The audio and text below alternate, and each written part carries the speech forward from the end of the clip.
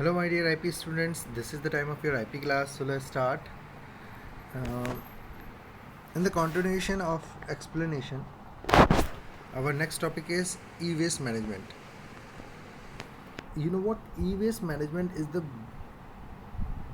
really a big problem nowadays. Whenever an electronic device covers up its working life or become non-usable due to technological advancement or become non-functional, it is not used anymore and comes under the category of e-waste or electronic waste. As the technology is changing day by day, more and more electronic devices are becoming non-functional and turning into e-waste.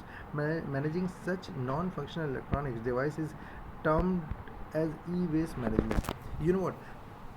All the devices which get old, which got out of fashion, out of technology, become e-waste. Or not only in India, let me tell you, in Silicon Valley there are mountain of e-waste. I'm just giving you a hyperbole, but it is like that only. बहुत बड़े बड़े ढेर लगे हुए हैं E waste के, because there are some some of the devices are made of silicons circuits which cannot be recycled. Okay, that is why they consider e-waste, and it's a huge problem how to manage e-waste nowadays. अगर किसी device की life पूरी हो जाती है या फिर कोई डिवाइस टेक्नोलॉजी की वजह से पिछड़ जाती है, टेक्नोलॉजी अपग्रेड हो गई, तो वो जो डिवाइस होती है वो ई वेस्ट बन जाती है. और ई वेस्ट को मैनेज करना, ई वेस्ट को मैनेज करके कि इनका रिसाइकिल करें या क्या करें, ये सब कहलाता है e waste management. All electronic waste is made up of deadly chemicals such as lead, cadmium, beryllium, mercury, brominated, flame, retardants. Disposing of gadgets and devices improperly increase the chance of these dangerous chemical contaminating the soil, pollution and air and leaching into water bodies. देखा, मैंने आपको बताया था कि कुछ ऐसी चीज़ों से बनी होती हैं जिनको रिसाइकिल करना है, जिनको डिस्पोज करना पॉसिबल नहीं हो पाता है. When e-waste deposited in landfill, it tends to leach when water passes through it, picking up trace element. The contaminated landfill water then reaches natural groundwater with increased toxic level and can be very harmful. Chemicals in जो ये devices जिन chemicals से मिलकर बनी होती हैं, अगर वो devices अगर हम उनको लैंडफिल में यूज़ कर लेते हैं, लैंड में डिस्पोज करने की कोशिश करते हैं, तो कहीं ना कहीं लैंड को प्लस अंदर जो वाटर बॉडीज़ हैं, वाटर सोर्स है, उसको टॉक्सिस करता है, उसको कंटामिनेटेड करता है. E waste is not manage properly cause several problems to the environment as well as to living organism. अगर अभी से हमने ध्यान नहीं दिया तो ये हमारे लिए बहुत बड़ी प्रॉब्लम होने वाली है. E waste hazard on environment: acidification of soil, air pollution of groundwater, landfills with lead and heavy metals. भाई देखिए, ये इन्वायरमेंट पे इतना सारा असर डाली ई वेस्ट क्या क्या करती है. ठीक है, ऑन ह्यूमन हेल्थ में क्या करती है? Lung cancer, DNA damage, asthmatic bronchitis, chronic brain damage to the heart, liver and spleen. तो ये सब असर डालता है ई वेस्ट. तो it is not exactly possible to dispose all the e-waste like that only. Despite having eco-friendly approach, recycling usually leads to overseas shipping, the dumping the gadget into pits. Worse still, some recycling companies ship e-waste to third world countries. देखिए, eco friendly approach से despite लोग कर क्या रहे हैं actually, लोग बड़े बड़े पिट्स में गड्ढों में इनको डाल के डिस्पोज करने की कोशिश कर रहे हैं, और मैं आपको बताऊं, it is not given over here, but let me tell you, होता क्या है, कई टन ई वेस्ट हर साल न्यूयॉर्क में, अमेरिका में, they use to dump 1,000 of ton e waste into sea, समुद्र में जाके डाल देते हैं, which is very very very harmful, not only for sea not only for sea animals but for us also, ठीक है ना। तो they are despite having an eco friendly approach, they are doing so, ठीक। A lot of children in such countries earn their livelihoods by scavenging gold, silver, iron, and copper from the tech waste, which is harmful to their health. बहुत सारे बच्चे उस कबाड़ में से silver, iron और copper निकाल के लाते हैं, जो कि उनकी हेल्थ के लिए बहुत बड़ा खतरा है. Countries that are used as dumping grounds usually have high rates of cybercrime, as they salvaged hard drives can give criminals direct access to your personal files and information. जो लोग ई वेस्ट को dumping grounds में बदल देते हैं, मतलब grounds पे dump कर देते हैं, वहाँ पर साइबर क्राइम ज़्यादा होता है, क्योंकि वहाँ पे पड़े हुए जो गैजेट्स होते हैं उनको रीअसेंबल करके, उनको उनमें से छांट कर लोग कई तरह के क्राइम कर सकते हैं. जैसे अगर हार्ड ड्राइव किसी की मिल गई, सही, किसी ने कोई CPU फेंक दिया पुराना और उसकी हार्ड ड्राइव निकाली, तो पर्सनल इन्फॉर्मेशन ईजिली निकाल सकते हैं. Here are some eco-friendly waste disposal techniques that can use to dispose of electronic waste locally. किस तरीके से यहाँ पर कुछ टेक्निक दे रखी है, किस तरीके से आप लोकली इलेक्ट्रॉनिक वेस्ट को डिस्पोज कर सकते हैं. Give your electronic waste to a certificate e-waste recycle. The positive aspect of e-waste recycling is that you have quite a few recycling option. कुछ recycling option है आपके पास. क्या क्या है?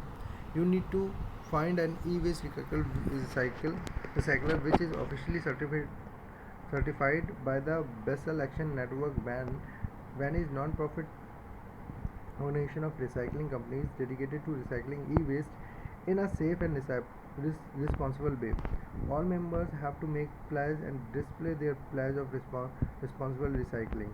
So working alongside with certified recycler means that you don't worry about polluting other nation and risk losing your personal details to criminals. अब जितना भी आपका ई वेस्ट है, ठीक है, उसे क्या करिए, ई वेस्ट रिसाइकलर सर्टिफाइड करिए, वैन से सर्टिफाइड करिए उसे, ठीक है. वैन क्या करती है, बिना इन्वायरमेंट को पोल्यूट करके मदद करती है ई वेस्ट को रिसाइकल करने में. Precaution to be taken before donating और रिसाइकलिंग योर इलेक्ट्रॉनिक. अपने इलेक्ट्रॉनिक्स को डोनेट और रिसाइकिल करने से पहले कुछ प्रिकॉशन लेने चाहिए. क्या? Upgrade your computer instead of simply replacing it. Computer replace या लैपटॉप आपका जो रिप्लेस करने की जगह कोशिश करिए उसको अपग्रेड कर लीजिए, उसको डिस्पोज मत करिए, ठीक है ना. Format all your personal information from your product before discarding it. Computer को डिस्कार्ड करने से पहले उसे प्रॉपरली, अपनी जितनी भी डिवाइसेज हैं उनको प्रॉपरली क्या कर लो, फॉर्मेट कर लो. Take out the batteries from your gadget before getting rid of them. कोई भी गैजेट, कोई भी डिवाइस फेंकने से पहले उसमें से बैटरी निकाल लीजिए, क्योंकि आप throwing the batteries is also not good because it can harm the animals, it can harm the environment also. Sell off your outdated technology. As the old saying goes, one man drinks is another man's treasure. एक आदमी का कबाड़ दूसरे आदमी का खजाना हो सकता है. तो कोशिश करिए अपने जितने भी आउटडेटेड टेक्नोलॉजी है उसको सेल कर दीजिए. This can be applied to helping your get rid of your electronics. इससे आपको अपने पुराने जो भी डिवाइसेस हैं उनसे छुटकारा मिल जाएगा. And you can tap into online sites like Craigslist, eBay, or even resort to having a garage sale, as this will help you to get rid of your outdated electronics as well as some money. या फिर आप अपने घर पे ही लगा सकते हैं, अपने गैराज में लगा लीजिए, सेल लगा लीजिए और उसमें बेचिए ये सारी चीज़ें। इससे क्या होगा, आपको एक तरह का पैसा ही मिल जाएगा और दूसरे के लिए उस टेक्नोलॉजी का यूज़ भी हो जाएगा और उसका रीयूज़ हो जाएगी आपकी जो भी डिवाइसेस हैं। आगे बात करते हैं donating your outdated technology. Old gadgets that you no longer need can be donated as they will useful to others. Your old computer may be useful to either an an or student. एक student या फिर N के लिए आपका computer useful हो सकता है, तो डोनेट कर दीजिए। You should ask yourself these 2 question before disposing of your electronics. अपने इलेक्ट्रॉनिक्स को डिस्पोज करने से पहले 2 क्वेश्चन अपने से पूछिए। पहला, is the electronic item working? क्या ये इलेक्ट्रॉनिक आइटम चल रहा है? Does the computer have any of your personal information? क्या ये इन्फॉर्मेशन, क्या इसके अंदर कोई आपकी पर्सनल इन्फॉर्मेशन है? उसके बाद ही इसको डोनेट करिए। A lot of organization business offer electronic donating programs which you can choose of. बहुत सारी ऑर्गेनाइजेशन जो है जो इलेक्ट्रॉनिक डोनेशन को एक्सेप्ट करती हैं,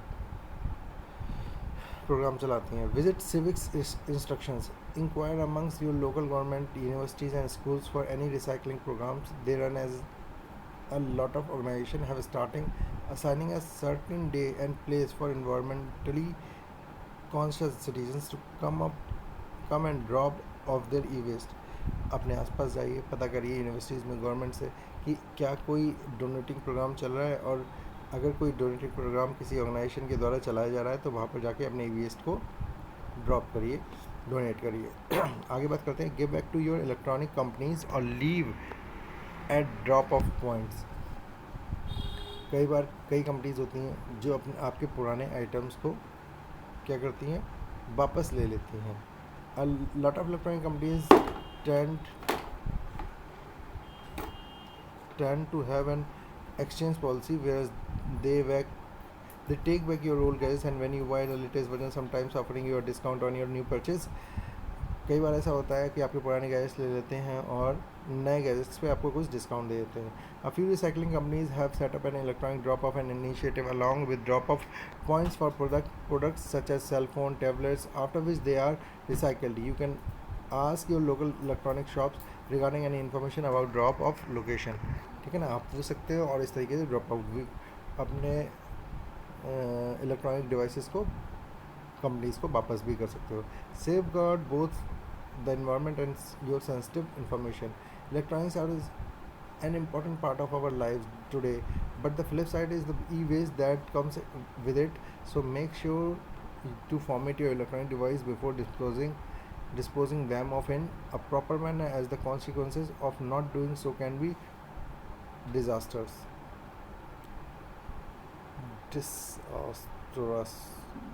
disastrous देखिए भाई, आज की दुनिया में आपकी जो भी डिवाइसेस हैं वो सच में आपकी डेली लाइफ का पार्ट बन गए हैं, लेकिन ये इन्हीं की वजह से, इस डेली लाइफ के पार्ट की वजह से ही ई वेस्ट भी बढ़ता जा रहा है। तो जब भी आप किसी को डोनेट करें, सेल करें, तो कोशिश करिए प्रॉपरली फॉर्मेट करिए। अच्छा, मैं एक और बात आपको बताऊंगा, do not store your personal crucial any type of information in your devices, any old laptop, any old mobile, because it can be disaster, it can be the biggest mistake of your life, understand? So do not store your personal and crucial information, any type of information in your device. If you want to store it, do one thing, pen drive that do not cost a lot, purchase a pen drive, store it and keep it safe at a place, do not roam here and there with that pen drive if it contains the crucial and personal information। Understand what I'm talking about? आगे next topic है health concern related to over use of electronics. जल्दी से देख लेते हैं क्या कह रहा है। Technology can have a large impact of on user mental and physical health being overly connected by psychological issues. देखिए सिंपल सी बात है, एक अच्छी साइड है, एक ख़राब साइड है। अब आप किसी भी चीज़ का ओवर यूज़ करेंगे तो कहीं ना कहीं it will harm your physical and mental health. ठीक है, फिजिकल प्रॉब्लम्स क्या क्या हो सकती है? Repetitively strain injury, the pain exist even when resting and as a result it become very difficult to accomplish even easy and ordinary task. भाई देखिए क्या हो सकता है, कभी कभी एक एक तरीके का दर्द हो सकता है जो रेस्टिंग कंडीशन में भी हो सकता है। ठीक, carpal tunnel syndrome, CTS, this is an illness caused by injury that occurred due to force on the median nerve found in the wrist. Its symptoms include tingling in hands and fingering, a feeling of leathery, sudden pain in wrist and arms, and sometimes even in shoulders, neck, and in the body. भाई देखिए CTS हो सकता है आपको कहीं आपके कलाइयों में दर्द होना शुरू हो सकता है, वहाँ से फिंगर्स में और शोल्डर तक पहुँच सकता है वो। Computer vision syndrome, experts believe that people blink their eyes more frequently while using computer than they do otherwise, and thus this can cause various eye and vision related problems. Vision related problems हो सकती हैं आपको, आंखें बार बार नहीं झपकते हैं आप,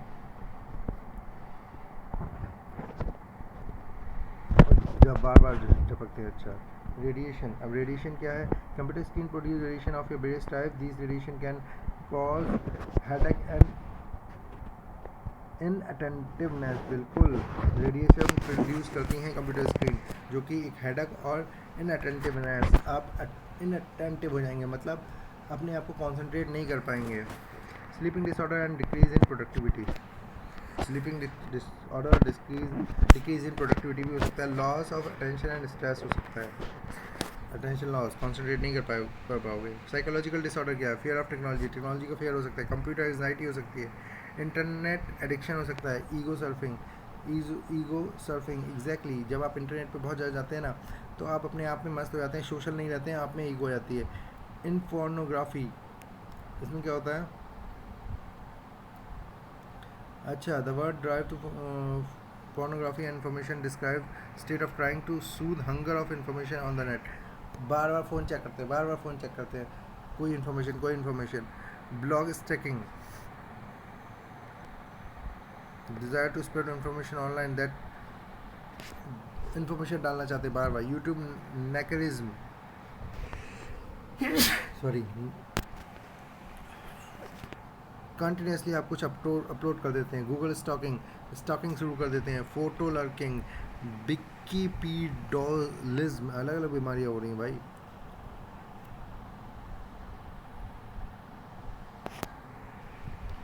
contribute करना चाहते हैं, विकीपीडिया पे लोगों के बारे में डालना शुरू कर देते हैं। In order to avoid this problem one should learn how to use this technology in moderation rather than avoiding using them. Some of the user technologies are not even aware of health related problems that they face, therefore necessary precautions should be taken this regards by all long time internet user। आगे इसके बारे में और बताऊंगा आपको किस तरीके से आपको डिवाइसेस को यूज़ करना चाहिए, ठीक, ताकि आप अपने हेल्थ को भी मैनेज कर सको और अपनी जो इन्फॉर्मेशन है उसको भी पा सको, टेक्नोलॉजी लाइफ में भी जी सको। ठीक है, that's it for today, thank you class.